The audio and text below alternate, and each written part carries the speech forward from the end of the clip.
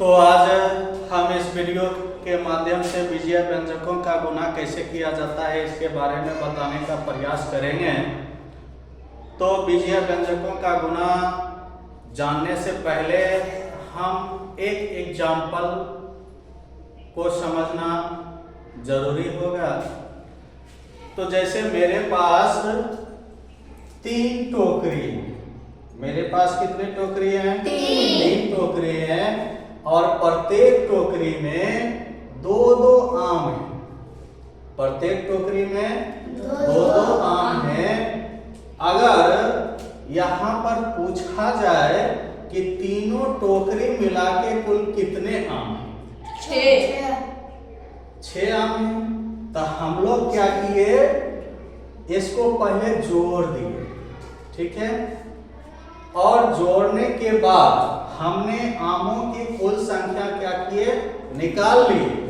और एक तरीका और होता है कि हम यहाँ पर क्या करते हैं कि जितने टोकरी हैं उसकी संख्या ले लेते हैं। जैसे 3 टोकरी है तो टोकरी की संख्या कितनी हो गई?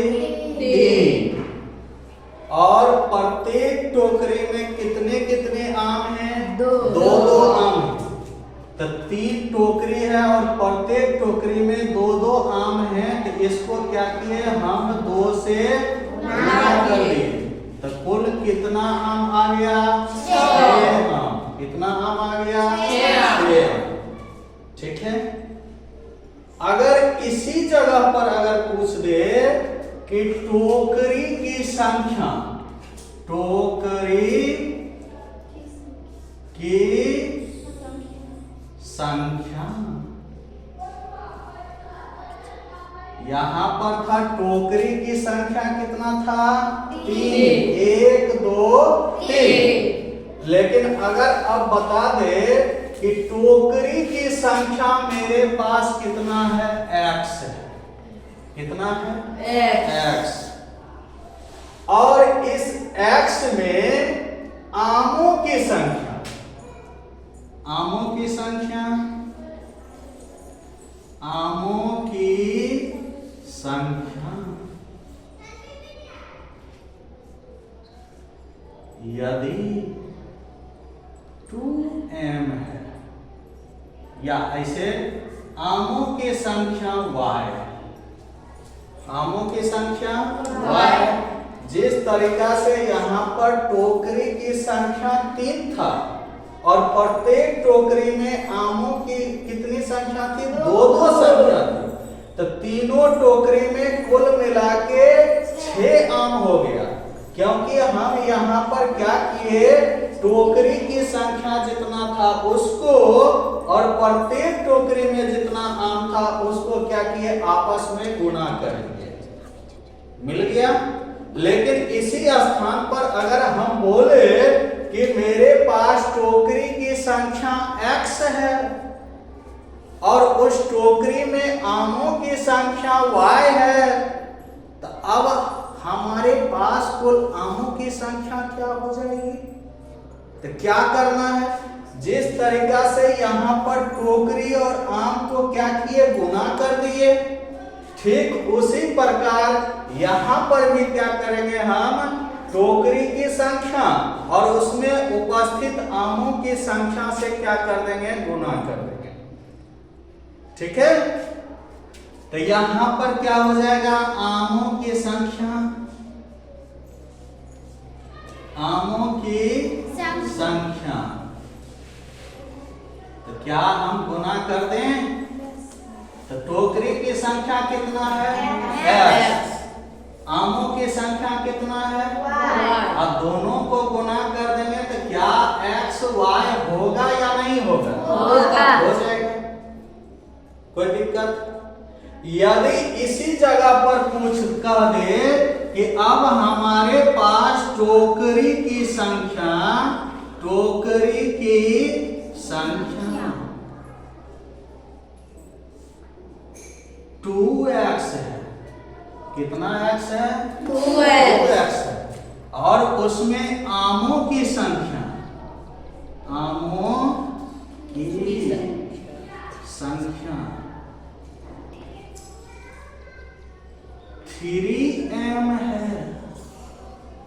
तो अब टोकरी में उपस्थित कुल आम, टोकरी में उपस्थित कुल आमों की संख्या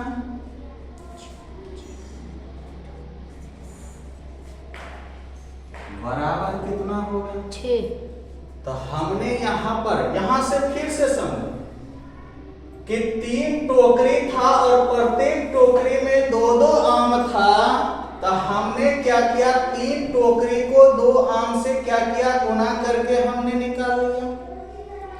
अब हमारे पास टोकरी की संख्या x है और प्रत्येक टोकरी में आमों की संख्या y है, और तब हमसे पूछे कि कुल आम कितना होगा।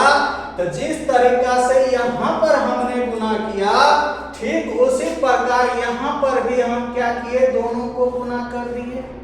तो आमों की संख्या कितना निकल गया, x हुआ। कोई दिक्कत?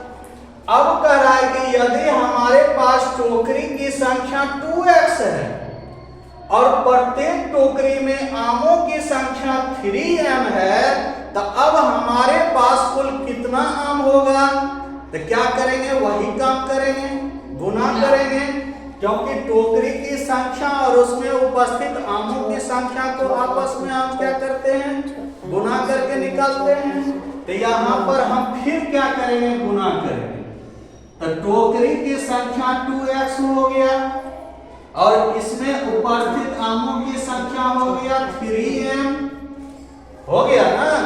तो अब यहाँ पर गुना करेंगे। तो गुना करेंगे क्या होगा, पहले हम अचर को गुना करेंगे, ठीक है। तो जैसे अचर 2 हुआ, यहाँ पर कितना है, 3 है। तो 2 को गुना पहले किससे करेंगे, 3 से। उसके बाद चर को गुना करेंगे। तो गुना यहाँ पर चर क्या है, x और क्या है, m। तो 2 दिया 6 और x को m से गुना किए तो x m हो गया। यही क्या हो गया, टोकरी में आमों की संख्या। तो इस तरीका से हमने जो अभी गुना किया, इसी गुना को हम क्या कहें, बीजीय व्यंजकों का गुना। और इस बीजीय व्यंजकों के गुना में होता, पहले उस गुणांक को गुना करते हैं और उसके बाद चर को चर से गुना करके लिख दिया जाता है। इस तरीका से हमने बीजीय व्यंजक का क्या कर सकते हैं, गुना कर सकते हैं। समझने में किसी कोई दिक्कत नहीं ना।